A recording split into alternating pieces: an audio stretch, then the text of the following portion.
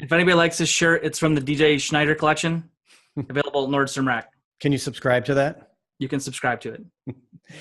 DJ doesn't know he's on mute. He's on mute. Oh shit! I am on mute. I said it's only available on Schmedium. Hey, we got a good show lined up for you today. 20 years into the internet for the auto industry. To me, that's the biggest change in what's going on.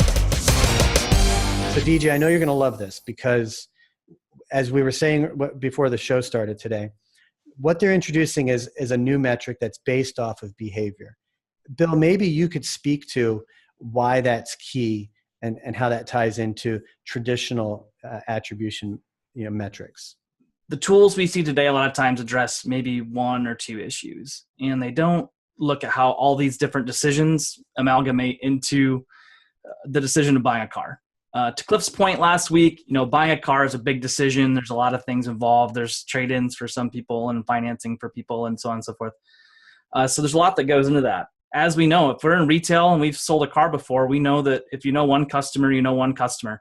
They're very rarely are they all the same. You can put them in bigger buckets, but everybody has their own issues. Everybody has their own quirks and so on and so forth. And it's up to us to either convince them to buy from us or sell them, depending on which side of the coin you're on. But at any rate, what Experian can offer up, though, is just there's all those different pieces and build a model that's far more accurate in predicting how that customer is going to convert, not only convert, but buy a car from you. And I think that's very important when you look at these different tools. So speaking of budgets and advertising budgets, as you know, the NADA annual report that came out, if you look in there towards the end, there's a couple pages speaking to advertising expenditures by medium. And 2017, first time ever. And it's funny to think about how long this took, but the internet now has surpassed not just TV and radio, but now for dealership advertising, the internet now exceeds expenditures of all other mediums combined. It's at 55.4%. Is it more effective, though? That's the question. One thing it tells us there's more companies taking money for advertising. That's one thing it tells me, too. So yeah. And I think sometimes dealers, they're still not utilizing the data that they have internally.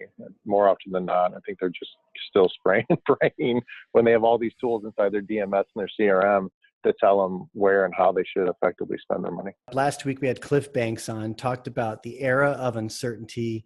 And as I say, the fate of the franchise dealership. Cliff's message was, look, the term disruption's overused. There's really no major disruption going on. I said while we were talking, I said, yeah, you're right. Disruption is what the car industry did to the horse and buggy industry. Maybe you could say it's what the airline industry did to the train industry. You could probably put that argument. But things like Carvana, vehicle subscription, buying cars online, those aren't disrupting things. Those are adding value and capabilities. They're features that they're adding. So that's where the conversation went.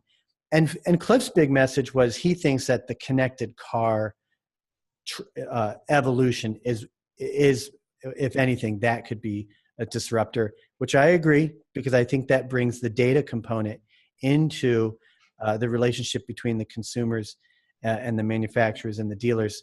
The way things are going right now, like you have to give a little bit of what you used to do in order to stay around. And I think if you look at, let's look at the internet, for instance, okay, right? Like think about companies who did dial-up.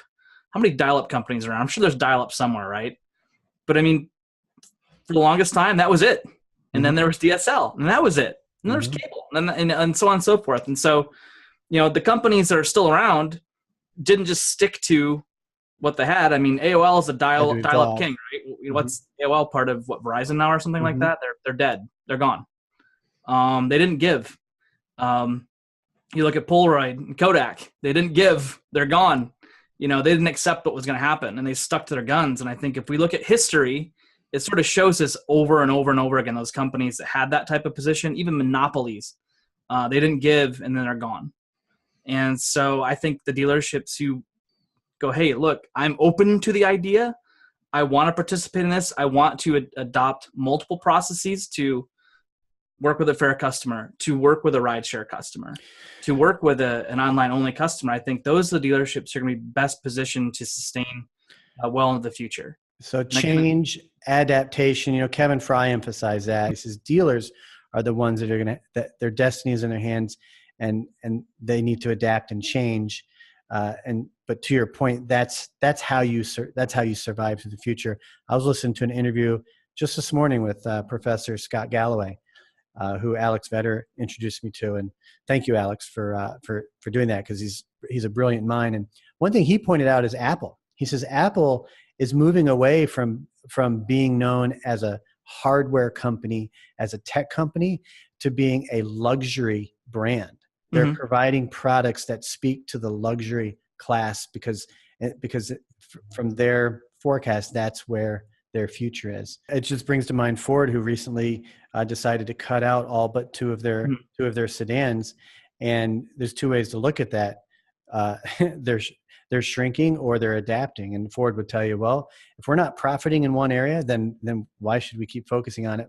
But as we were just talking about, if you're going to embrace change and innovation, it's also going to cost you profits because there is that transition period. I think in automotive, we just fight the change because we want to stay business as usual.